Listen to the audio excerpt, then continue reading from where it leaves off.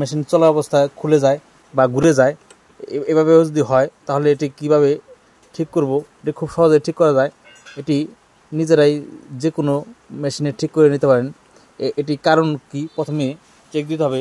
এই ববিন কেসটি এখানে খুলে নিব। ববিন কেসের প্রথমে চেক দিতে হবে এখানে যে লক থাকে, এই লকটি এটি আপনার অতিরিক্ত লুজ আছে নাকি টাইট আছে এটি খেয়াল করতে হবে। এবং ববিন কেসের যদি পুরাতন হয় তাহলে এখানে যে এই লকটি থাকে এই লকের এখানে ক্ষয় গেছে কিনা, বা এই ববিন কেসের এই স্প্রিংটি হার্ড বা লুজ হয়ে গেছে কিনা। যদি লুজ হয়ে যায় তাহলে এটি যে কোনো সেলাই মেশিনের দোকান থেকে এই ধরনের চিকন ববিন কেস নিতে হবে। এই ধরনের ববিন কেস এটি একটি সিঙ্গার মেশিনের ববিন কেস, এটি ভালো ববিন কেস। এবং আরেকটি আছে এখানে লেখা আছে আপনার হায়া ববিন কেস। এই যদি হায়া ববিন কেস লেখা থাকে এখানে তাহলে ওই ধরনের ববিন কেস কিনে নেবেন।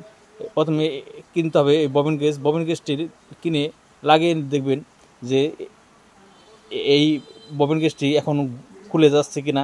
যদি খুলে যায় তারপরেও তাহলে এই শাটলটিও চেক দিতে হবে। এই শাটলটির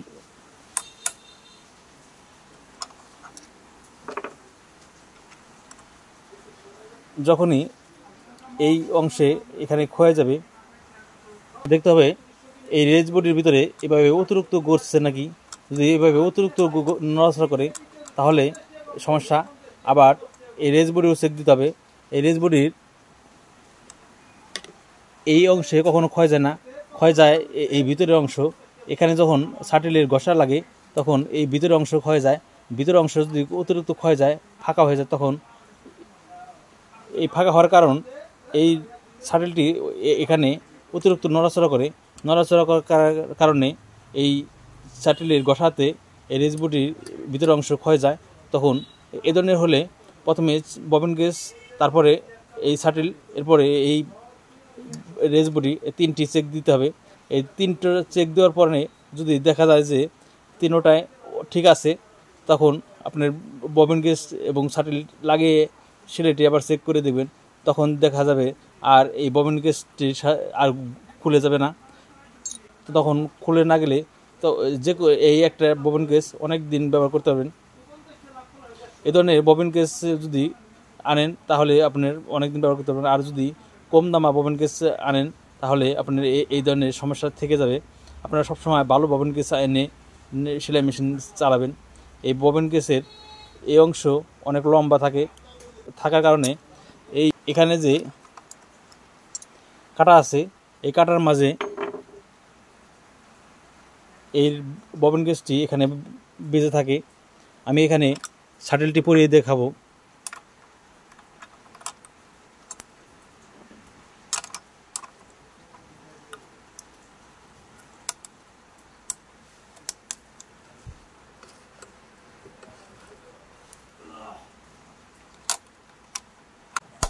দেখুন এই ববিন কেসটি এখানে লম্বা থাকার কারণে এই উপরে এখানে কাটা আছে ক্লিপের সাথে, এখানে বেঁধে থাকবে, তখন এটি ঘুরে যাবে না। আর যদি এই ববিন কেসটি খারাপ বা এটাই খাটো হয় তখন এটি ঘুরে যাবে। এই ঘুরে যাওয়ার অনেকগুলো কারণ আছে। এক হচ্ছে ববিন কেস, দ্বিতীয় শাটল এবং তৃতীয় রেজ বডি। এই তিনটি কারণেই এই যে ববিন কেসটি খুলে যেতে পারে। যার কারণে এ ধরনের সমস্যামূলক আমার আরও ভিডিও আছে, আমি আশা করি তারা দেখবেন। এ ধরনের সমস্যামূলক ভিডিও ভালো লাগলে লাইক, কমেন্ট, শেয়ার করবেন এবং নিত্য নতুন ভিডিও পাওয়ার জন্য সাবস্ক্রাইব করে রাখবেন।